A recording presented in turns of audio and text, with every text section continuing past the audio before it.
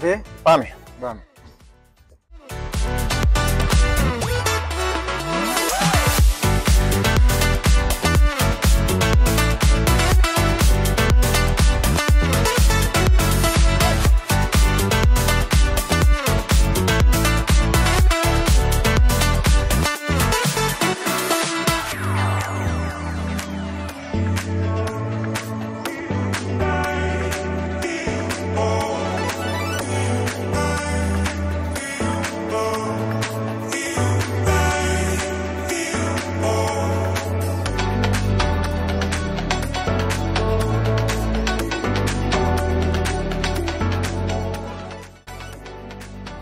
Κατά τον έλεγχο, το έναν όχημα δεν είναι παράνομο, το άλλο όχημα δεν διαθέτει ούτε κάρτα, αλλά ούτε και τη συσκευή BLE, άρα προχωρώ για καταγγελία.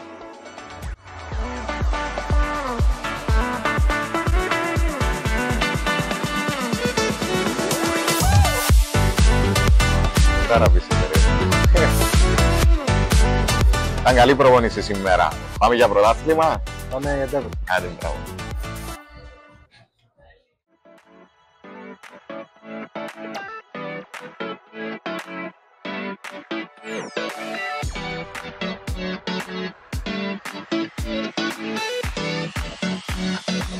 Το Γραφείο Αειφορίας και Έξυπνης Πόλης του Δήμου Λευκωσίας είναι υπεύθυνο για την εφαρμογή πολιτικών και θεμάτων γύρω από τα θέματα αειφορίας και κατ' επέκταση ενσωμάτωσης έξυπνων συστημάτων σε διάφορες θεματικές του Δήμου και ευρύτερα της πόλης. Με μία βασική που έχουμε εφαρμόσει είναι η διαχείριση της έξυπνης στάθμευσης.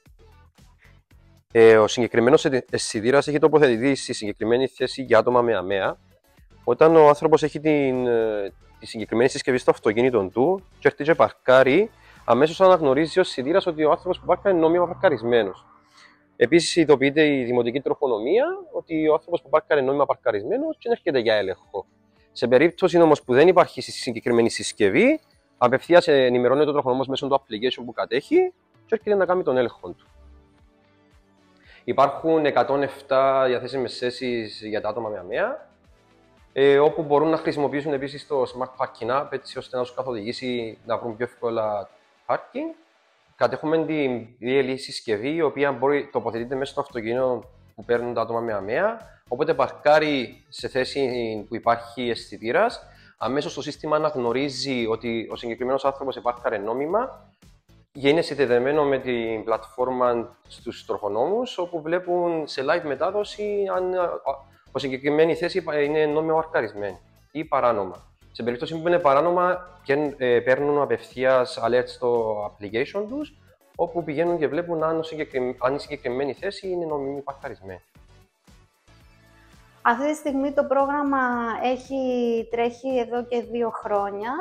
Έχουμε δώσει γύρω στις 200 τέτοιες συσκευές και ευελπιστούμε να δώσουμε ακόμα παραπάνω. Υπάρχει διαθεσιμότητα να το μάθει ο κόσμος και να πάρει ακόμα περισσότερες. Άρα υπάρχει και ανταπόκριση από πλευράς των πηγών. Υπάρχει και όσοι έχουν πάρει αυτές τις συσκευές μας ευχαριστούν, γιατί είναι ουσιαστικά πρώτη φορά που ένας Δήμος στην Κύπρο εφαρμόζει κάποιο ψηφιακό τρόπο για αυτές τις ομάδες.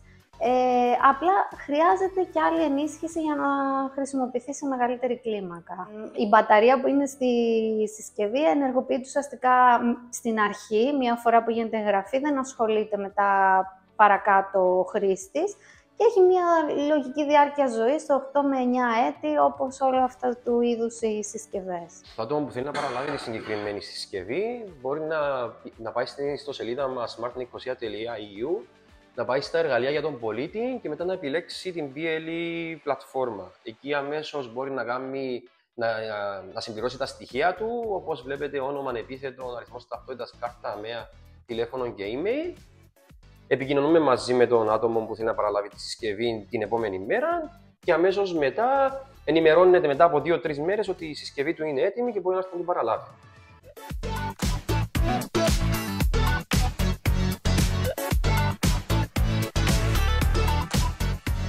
Το MetaCities γενικά προσπαθεί να φτιάξει ψηφιακά δίδυμα, να αναγάγει τις υποδομές των πόλεων σε ψηφιακά δίδυμα και μετά να τα ενσωματώσει σε εικονικούς κόσμους όπως το Metaverse.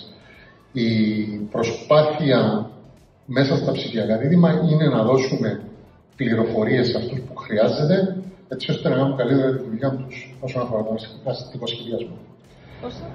Το MetaCities έχει γενικό στόχο να εξυπηρετήσει όλους τους δημότες, τουλάχιστον των πόλεων των οποίων είναι μέλη του, και να μεταφέρει αυτή τη γνώση σε άλλες ευρωπαϊκές πόλεις. Μέσα σε αυτό το πλαίσιο, οι δράσεις που κάνουμε, είτε που αφορούν την ενέργεια, είτε τη μετακίνηση, είτε γενικά τον αστικό σχεδιασμό και το πράσινο, εξυπηρετούν τον κόσμο. Στο πλαίσιο